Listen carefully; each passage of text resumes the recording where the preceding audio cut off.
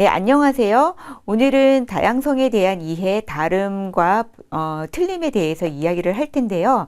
이 이야기에 앞서서 디지털 시민성 리터러시의 특성에 대해서 간략하게 말씀드리고, 분별 있는 시민성의 한 요소로서 우리 사회의 다양성에 대한 이해, 제목과 같이 다름 vs 틀림에 대해서 얘기 나누도록 하겠습니다.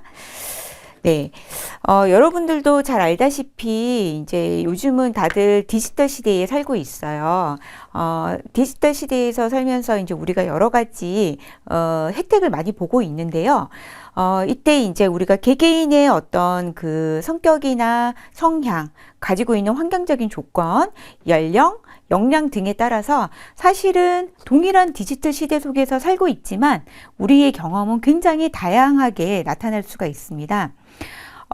그래서 이제 디지털 시대에서 우리가 여러분들 세대에서 활용하고, 적용하는 어떤 디지털과 디지털적 역량이나 이런 경험과 제가 사용하는 것과는 상당히 차이가 나겠죠. 이것과 상관없이 이제 우리가 보편적으로 디지털 시대의 장점이라고 한다면 잘 알다시피 시공간의 초월성, 요즘 특히 이제 여러 가지 질병, 코비드 19 이런 것들에 의해 가지고 사실은 시공간적인 제약을 굉장히, 특히 공간적인 제약을 굉장히 많이 받게 되는데, 이런 특별한 시대적인 어떤 그 위기라든지 제약 때문에 이루지 못했던 이런 것들이 디지털 시대에는 굉장히 그것들을 초월해 가면서 정보를 수집하고 또 그 생산하기도 하죠. 그리고 이제 예전에는 특권층에 의해서 많은 정보와 지식들이 점유가 되었다고 한다면 사실 이제는 그런 것들이 이제 무너졌어요. 누구나 내가 원하는 지식이나 정보를 키워드를 사용한다거나 온라인상에서 마음껏 우리가 공유를 할 수 있고 정보를 탐색할 수 있는 거죠. 그죠? 그래서 우리가 예전보다는 훨씬 더 그 지식이나 정보에 대해서 수평적인 관계를 형성할 수가 있고 정보 공유가 훨씬 더 평등하게 되었다라고 얘기를 하고 있습니다.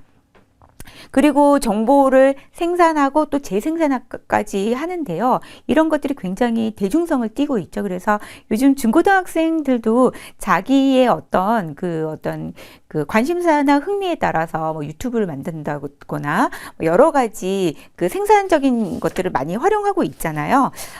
그렇다시피 이런 것들이 이제 가장 큰 장점이라고 볼 수가 있어요. 그런데 이런 장점만 있는 것이 아니죠. 디지털 시대에는 우리가 이제 뭐 여러분들도 잘 알다시피 사실 이제 그 가장 그 취약하면서도 위협적으로 다가오는 것들은 무분별하게 이제 개인 정보가 노출이 된다라는 것, 그리고 이제 우리가 굉장히 예전에 비해서 온라인상으로 자신의 의견이라든지 생각을 표출하고 이런 것들에 대한 어떤 참여가 굉장히 적극적으로 변했어요. 근데 이게 적극적인 참여에서 머무는 것이 아니라 과다하게 참여를 함으로써 자신의 생각과 의견에 너무 몰입을 하다 보니 다른 사람의 관점이나 생각이나 의견에 대해서 굉장히 과도하게 침해를 한다거나 무분별하게 어떤 공격을 가하는 일들이 굉장히 많이 생기게 돼요. 그러다 보면 우리도 모르는 사이에 사생활을 침해하거나 더 나아가서 다른 사람을 가해하는 이런 것들이 이제 굉장히 위협적으로 다가오고 있죠. 자, 그래서 우리가 제가 이제 그 디지털 시대에는 뭐 여러분들 다 알고 있는 얘기이긴 합니다만 우리가 꼭 기억해 둬야 될 것은요. 결국은 공동체와 타인을 이해하는 시민적인 의식을 기반으로 해서 가장 중요한 키워드는 요즘 사회에서는 윤리적인 책임 역량, 이런 것들이 굉장히 중요하다라고 볼 수가 있겠습니다. 자, 그래서 이제 간단하게 이 우리 디지털 시민성의 특징 세 가지를 간단하게 설명을 드리고, 제가 왜 오늘 다양성에 대한 이해를 강조하고 이거에 대해서 풀어 나가서 이야기를 나누고자 하는지에 대해서 잠시 살펴보도록 하겠습니다. 첫 번째가 공동체 의식인데요. 공동체 의식. 이제 과거에는 특정 집단이나 국가의 어떤 이해관계에 국한되어서 이제 그 공동체가 결집이 되어 되었는데요. 이제는 그렇지가 않죠. 여러분들 잘 알다시피 요즘 이제 공동체 의식을 뭐 글로벌 시민성이라고 또 얘기를 하는데요. 굉장히 이해관계나 이런 것들을 넘어서서 전 인류적으로 보편적인 관점에서 모든 문제가 이슈화되고 우리가 관심을 가지고 접근해야 되고 또 해결해야 되는 것들이 굉장히 많이 생겨나고 있죠. 가까운 예로 여러분들 잘 알고 있는 최근에 이제 질병으로 가장 우리 인간 사회에 제약을 많이 두기도 하고 우리 인간 사회를 많이 변화시켰던 게 코비드-19 코로나예요. 그래서 그 기존에도 여러 가지 질병들이 우리 인간의 생활을 굉장히 위협적으로 다가오긴 했습니다만 사실 최근에 있어서는 이제 좀 치사율이 낮고 굉장히 확산율이 높은 이 코로나인데요. 이것이 우리의 전반적인 삶을 많이 변화시켰어요. 그래서 지금 제가 마스크를 벗고 강의를 하고 있습니다만 많은 그 공공기관이라든지 바깥 생활을 할 때 마스크를 항상 착용을 하고 있고 예전과는 여러 가지 생활 패턴이라든지 이런 것들이 많이 달라졌을 뿐만 아니라 소비 패턴이라든지 우리의 생활 패턴 이런 것들이 굉장히 다변화하고 있어요. 굉장히 변화를 하고 있는 거죠. 환경적인 문제도 마찬가지예요. 과거에는 환경적인 문제에 이제 어떤 소수의 사람들이 관심을 가졌다고 한다면은 환경단체라든지, 그죠? 그런데 이제는 이게 우리의 현실이 되어버렸어요. 그래서 지구온난화라든지 뭐, 사실 우리가 뭐 쓰레기 배출이라든지 여러 가지가 우리 인간의 삶에 현재 그리고 미래 사회에 상당히 밀접하게 영향을 미치기 때문에 우리가 이제 이거에 대해서 공동적으로 글로벌적으로 보편적으로 모두가 관심을 가지고 어떤 실천적인 모습을 해야 되는 그런 시대가 이제 온 거죠. 그 밖에 뭐 가까운 예로 보면은 요즘 최근에 좀 더 이제 그 민감하게 다루고 있는 미투 운동 혹은 캠페인이라든지, 그리고 우리 예전에 그 공유 경제라는 용어 자체가 없었어요. 그런데 여러분들 잘 알다시피 뭐 요즘 우리나라에서는 뭐 카카오 택시라든지, 그죠? 외국에서는 우버라든지, 그 다음에 뭐 우리가 그 요즘은 그 뭐죠? 우리가 뭐 여러 가지를 이제 그 공유 경제라고 해가지고 차도 쉐어링을 하고 그 다음에 뭐 어떤 사무실 같은 것도 쉐어링을 하고 공유하는 것들이 굉장히 많이 늘어났어요. 그래서 경제 개념이라든지 여러 가지가 사실은 이게 범인류라고 하죠.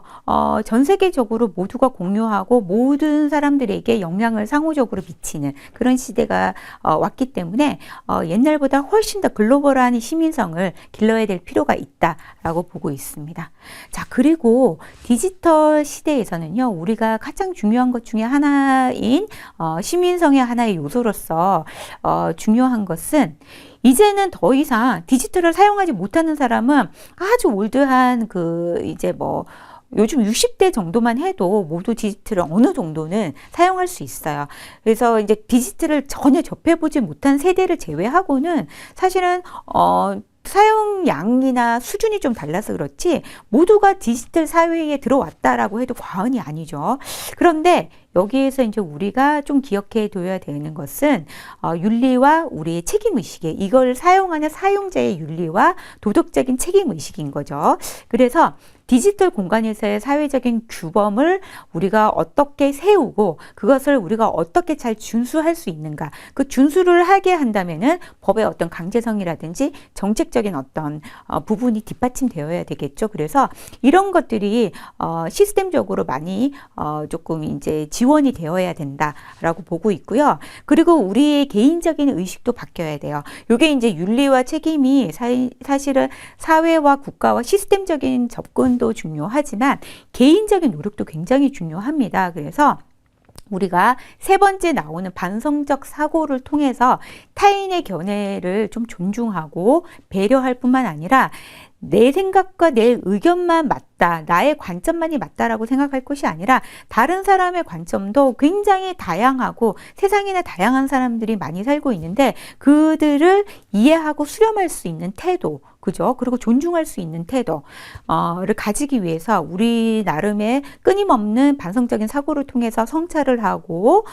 내가 혹시나 다른 사람의 사생활을 침해하는 행위를 하지 않았는지 어떤 윤리적인 어떤 부분에 있어서 반성적인 사고가 끊임없이 필요하다라고 볼 수가 있어요. 그래서 우리 디지털 시대에 살아가는 시민으로서 우리 모두가 디지털 시민성을 가지고 있죠. 여기에서 가장 세 가지 이 부분이 가장 큰 특성이라고 볼 수가 있겠습니다. 네, 여기까지 이제 특성에 대해서 얘기를 했고요. 좀 더 이제 핵심적인 부분에 대해서 이제 말씀드릴게요. 자, 여러분들 사실 이제 이 강좌를 통해서 아주 머리 아픈 생각을 하기보다는 좀 가볍게 접근을 하되 우리가 그러면은 디지털 사회에 살면서 성숙한 시민성을 가지려면은 어떻게 해야 될까? 그래서 방금 제가 세 가지를 얘기했죠. 공동체 의식, 특히 이제 글로벌 시민성. 그다음에 두 번째가 윤리적 그 윤리와 책임의식, 도덕적인 책임의식. 세 번째가 개인적인 좀 더 노력을 통한 반성적 사고를 통한 우리가 성찰을 통해서 노력하는 모습. 그래서 조금 더 성숙되고 수준 높은 디지털 시민성을 가지는 게 굉장히 중요하다라고 말씀을 드렸어요.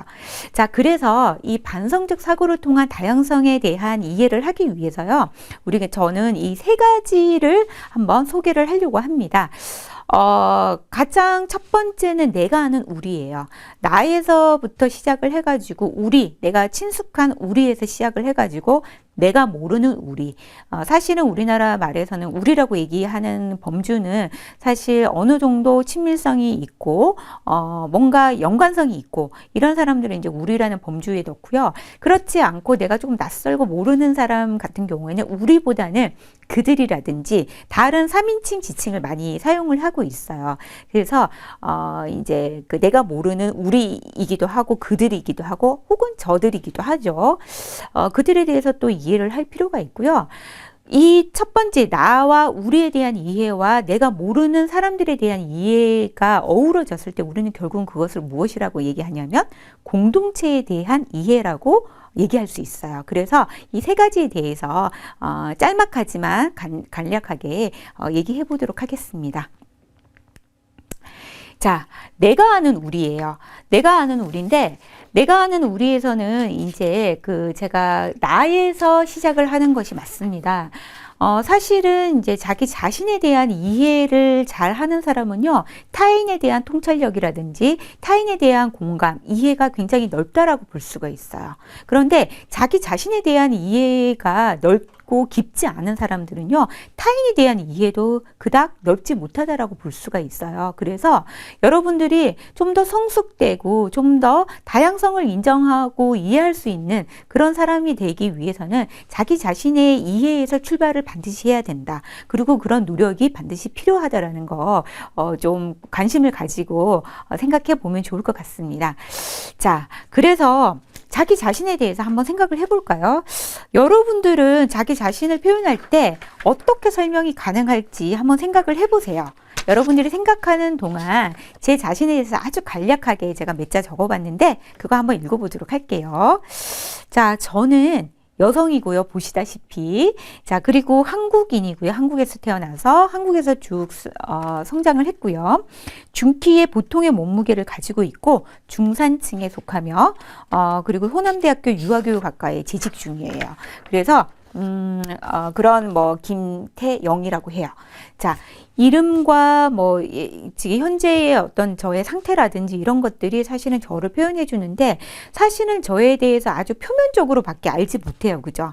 나에 대한 이해라고 한다면 조금 더 깊이 있게 들어가서 나의 가족은 누구이며 나의 성장 배경은 어땠고 그리고 또 성장 과정은 어땠으며 어떻게 하다가 여기까지 도달하게 되었는지 그리고 나의 취미나 기호나 취향이나 이런 것들은 무엇인지 이런 것들에 대해서 얘기를 함으로써 저 자신에 대해서 훨씬 더 다른 사람이 이해할 수 있을 뿐만 아니라 제 자신에 대한 여러 가지를 나타낼 수가 있는 거죠. 시간 관계상 그것까지는 다 얘기할 수 없지만 여러분들 시간이 된다면 몇 자 적으면서 자기 자신에 대해서 조금 생각을 해보고 내가 어떤 사람이고 내가 현재 수준에서 어떤 장점이 있고 어떤 게 좀 취약하고 뭐 어떤 것을 좋아하고 어떤 것을 싫어하는지에 대해서 한번 체크해 보는 거, 그게 이제 나에 대한 이해의 출발점이다라고 볼 수가 있겠습니다. 네, 일기 쓰듯이 한번 해보세요. 자, 그리고 이제 우리가 내가 아는 주변인 혹은 이제 우리에 대해서 얘기를 할 텐데요. 뭐 이거에 대해서 장황하게 얘기하기보다는 제가 이제 좀 생각을 해봤더니, 내가 아는 주변인이나 우리에 대해서는 우리가 관계를 형성하면서 이 사람들은 어떻게 친하게 됐지? 어떻게 이렇게 가까이 지내게 되었을까를 생각을 해봤더니, 뭔가 그런 것에 영향을 미치는 요인들이 분명히 있었어요. 예를 들자면은 지금 저는 이제 직장 생활을 하고 있기 때문에 사실 직장 동료들과 굉장히 친밀한 관계를 유지하고 있어요. 어떤 측면에서는 가족보다도 더 많은 시간을 보내기도 하고요. 그래서 근접성, 그 다음에 가까이 있는 것, 그 다음에 많은 것들을 공유하는 것들이 굉장히 중요하더라고요. 여러분들도 마찬가지일 거예요. 지금 현재에 있어서는 가족 이상으로 혹은 가족만큼 중요한 사람이 누구겠어요? 학교 친구들이나 아니면은 여러분들의 친구들이죠. 그쵸? 그래서 또래나 친구들과의 관계가 굉장히 소중한 시기예요. 여러분들 나이대가. 그래서 근데 그 중에서 모두가 친한 것이 아니라 친한 친구도 있고, 친구라고 부르기가 조금 애매한, 그냥 아는 아이, 아는 친구 정도로 이제 분류가 되는 친구들도 있고, 그냥 얼굴만 알아요, 나는 친구라고 얘기할 수 없어요 라고 분류되는 아이들도 있을 거예요. 그래서 그런 데에 영향을 미치는 요인들을 여러분들이 한번 생각을 해 보시면은, 이제 나와 친분을 가질 수 있는 사람들은 뭐 예를 들자면은 뭐 공감대를, 아까 얘기한 것처럼 공감대를 형성한다라든지 많은 시간을 보낸다라든지, 그죠? 가치관이 비슷하다라든지, 취미나 어떤 기호가 비슷하다라든지, 성격이 나와 정반대라든지 이런 것들이 있는데, 이런 그 공유할 수 있는 것들이 많으면 우리는 보통 우리라고 많이 표현을 해요. 그런데 반면에 우리는 좋아하는 것, 친분을 쌓는 데 영향을 미치는 것뿐만 아니라 사실은 낯설고 불편하고 뭔가 이질감을 느끼고 그리고 그 낯설음을 느끼는 어떤 그런 요인들도 분명히 있는데, 그것에 영향을 미치는 요인들이 무엇인지도 한번 살펴볼 필요가 있을 것 같습니다. 왜냐하면은 이것이 결국은 그 뒤에 나오는 내가 잘 모르는 우리가 되는 거예요. 내가 잘 모르는 주변인들, 내가 잘 모르는 우리 같은 경우에는요, 우리는 보통 거부감이나 이질감을 많이 느끼게 되는데, 왜 그럴까요? 자, 왜 그런지 여러분들 이제 한번 곰곰이 생각해보고 몇 차 적어보시면 좋을 텐데요. 생각하는 동안 제가 생각하는 저에게 거부감이나 이질감을 주는 영향을 미치는 요인들을 한번 나열을 한번 해봤어요. 다른 언어를 사용하는 사람, 그 다음에 왜곡된 자아를 가진 사람, 굉장히 자기 중심적인 사람, 문화적인 특성이나 종교가 굉장히 이질적인 사람, 성적 취향이 다른 사람, 이념이 다른 사람, 그 다음에 때에 따라서는 같은 성이지만은 다른 연령대에 있는 사람들이 불편하기도 해요. 여러분들도 아마 불편한 세대가 있을 거예요. 그래서 저도 제 나름대로 불편한 세대가 있거든요. 그래서 이질감을 느끼는 세대들이 있는데, 그 이유는 분명 낯설고 잘 모르기 때문에, 그리고 내가 경험해보지 못한 것들이기 때문일 겁니다. 그래서 이런 것들에 대해서 한번 생각을 해보면, 그 다음에 우리가 다루게 될 내가 잘 모르는 우리, 즉 타인이라고 지칭하는 사람들, 혹은 주변인, 분명 같은 시대에 같이 공존하고 살아가고 있지만은 그들의 세계에 대해서는 우리가 잘 알지 못하는 것, 이런 것들인 거죠. 이런 것들에 대해서 우리도 모르는 사이에 그냥 이질감과 낯설음이라는 어떤 감정만 가지는 것이 아니라 좀 불편하고, 그리고 불안하고, 이것이 또 감정적으로 어떤 두려움과 어떤 그런 것들까지 전이가 되기도 해요. 그리고 좀 더 나아가서 이게 불안함과 어떤 두려움에서 그치면 되는데, 그것이 조금 더 와전이 되어서 뭔가 심각한 어떤 혐오감을 느끼기도 하고 적대감을 느끼기도 하고, 그렇게 해서 굉장히 커다란 거부 반응과 적대심을 가지는 경우들도 간혹 있어요. 그래서 우리가 여러분들 자기 자신에 대한 이해뿐만 아니라 타인에 대한 이해를 하기 위해서는요, 내가 좋아하는 것에 대해서도 생각해 볼 필요가 있지만, 내가 싫어하는 것, 내가 가지고 있는 어떤 편견이나 선입견에 대해서도 분명 한번 짚어볼 필요가 있습니다. 그래서 시간 내서 한번 이 시간이 끝나고 나면은 그런 것들을 연습장에다 한번 써보면 좋을 것 같아요. 자, 그래서 이제 왜 우리가 가지고 있는 편견이나 선입견은 왜 생기는 것일까를 조금 이제 생각해 보면요. 다르다라는 거예요. 다르기 때문에, 그리고 우리가 잘 모르기 때문인 건데, 이것을 우리가 자칫 오인해가지고 틀리다라고 생각하는 경우들이 꽤나 있죠. 그래서 이거에 대해서 우리가 다양성을 얘기할 때 요즘은 뭐 다름과 틀림이라고 표현하지 않고 다르다라고 표현하는 걸 굉장히 강조하고 있는데요. 요거를 우리가 막연하게 생각하는 것보다는, 그리고 제가 100마디로 설명하기보다는 몇 개의 영상을 통해서 한번 체크업을 해보면 어떨까라는 생각이 듭니다. 자, 제가 그래서 이제 영상을 좀 준비를 해봤는데요. 호텔 뭄바이라는, 사실 이제 그 조금 2010몇 년도에 나온, 17년도인가요? 그쯤에 나왔던 영화인 것 같은데요. 인도에서 실제로 일어났던 테러 사건이에요. 굉장히 이제 참혹한 사건이긴 합니다만, 제가 왜 이 영화를 소개를 하냐면요. 우리가 이제 그 굉장히 다른 문화권에 있는 사람들이 되게 많은데, 사실은 이제 서양 문화권 중에서도 뭐 북미라든지 유럽 쪽은 사실 매체나 여러 가지를 통해서 많이 노출이 됐지만, 서남아시아권이라든지 뭐 아프리카 이쪽은 훨씬 더 다른 나라이기는 합니다만 거리도 굉장히 멀기도 하고요. 문화 자체나 종교적인 문제라든지 이런 것들이 굉장히 이질적이에요. 그래서 좀 요런 이슈를 다룬 영화를 한번 소개하고자 합니다. 자, 호텔 뭄바이를 한번 살펴보도록 하겠습니다.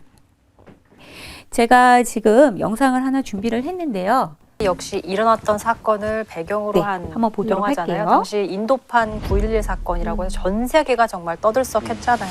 2008년 11월 26일부터 29일까지 실제로는 2008년 11월 달에 인도 일어났던 최대 사건이에요. 금융경제 중심지 뭄바이에서 연쇄 테러가 일어났고, 최고급 호텔, 철도역, 병원, 식당 등의 무장괴한이 들이닥쳐서 총을 쏘고 풀탄을 터뜨려서 약 195명의 사상자와 350명의 부상자가 발생을 했고요.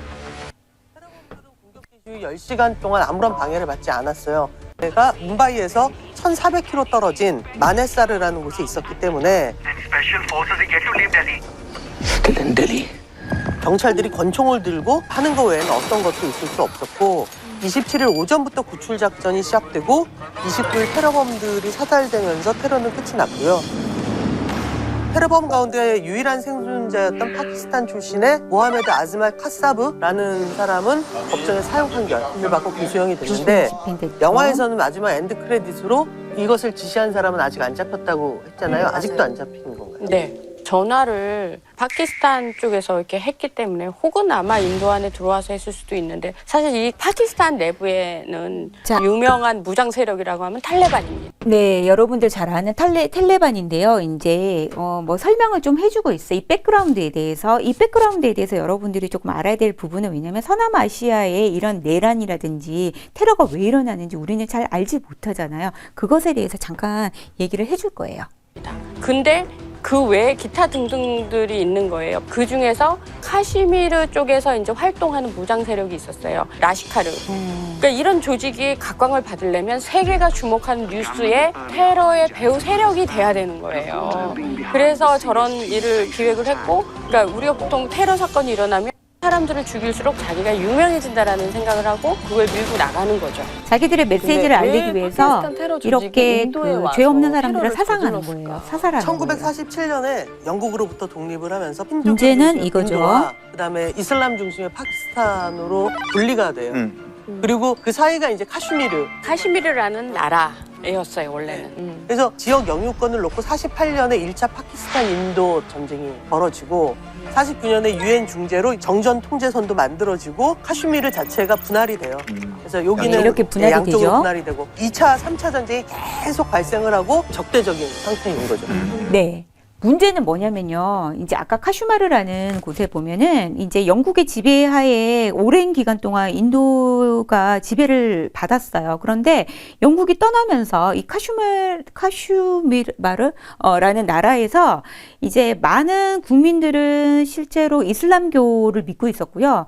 이제 국왕은 또 이제 그 힌두교를 믿었던 거예요. 그러면서 이제 영국의 지배가 떠나면서 다수의 사람들의 의견이 존중되지가 않고 왕실에서 믿고 있었던 힌두교 쪽으로 이제 종교를 하나로 일원화시키다 보니까 이슬람을 믿던 시민들이 국민들이 굉장히 이제 종교라는 것이 쉽게 바뀌는 것이 아니잖아요. 그러면서 이제 분란이 일어나기 시작하면서 그 옆에 파키스탄은 또 힌두교가 아니라 이슬람교를 믿고 있거든요. 그래서 파키스탄이 이제 들어와서 이 이제 카즈마르 국민들을 이제 같이 편승해가지고 종교적인 대립 갈등이 시작이 된 거죠. 인도와의. 그래서 파키스탄과 인도가 왜 분쟁이 일어났는가를 백그라운드를 조금 설명해주는 것이었습니다. 자, 그래서 요거 말고 하나의 영상을 더 보도록 하겠습니다. 아르준도 실존 인물일까요? 캐릭터를 섞었다고 해요. 호텔 종업원하고 경호원을 합친 캐릭터. 네. 그리고 우리에게 되게 유명한 영화죠. 슬럼독 밀리어네어. 그리고 자, 이게 뭐냐면요. 터번 얘기가 헐리우드 영화이 나와요.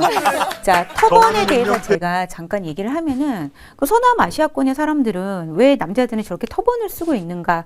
터번의 의미에 대해서 저도 전혀 아는 바가 없어요. 근데 이제 여기에서 이제 알게 된 것이 터번은 굉장히 종교적인 상징성을 가지고 있는데 굉장히 그 숭고하고 신성한 물건으로 인식되고 있기 때문에 함부로 벗어 던지는 것이 아닌 거예요. 옛날에 우리나라가 이제 장발로 부모가 주신 어떤 것들이기 때문에 머리를 자를 수 없다라는 어떤 신념을 가지고 있듯이 종교적인 신념의 하나였던 거예요. 근데 저 터번을 쓴 사람은 사실 어느 나라 사람인지 우리는 잘 알지 못해요. 서양 사람들이나 그 낯선 환경에 다른 문화권에서 온 사람들은 터번 쓴 사람이면 테러리스트로 다 비춰지는 거예요. 다 공포의 대상으로 보여지는 거죠.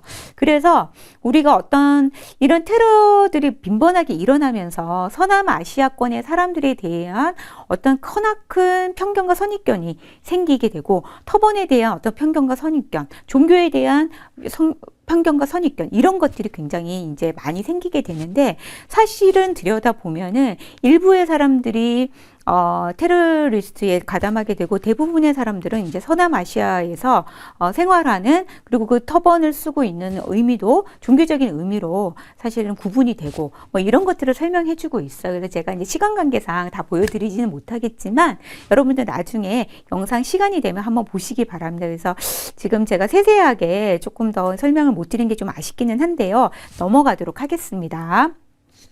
자, 그 다음에 이제 제가 뭐 조금 종교적인 것, 그 다음에 인종적인 것에 대한 영화를 좀 소개를 시켜줬고요.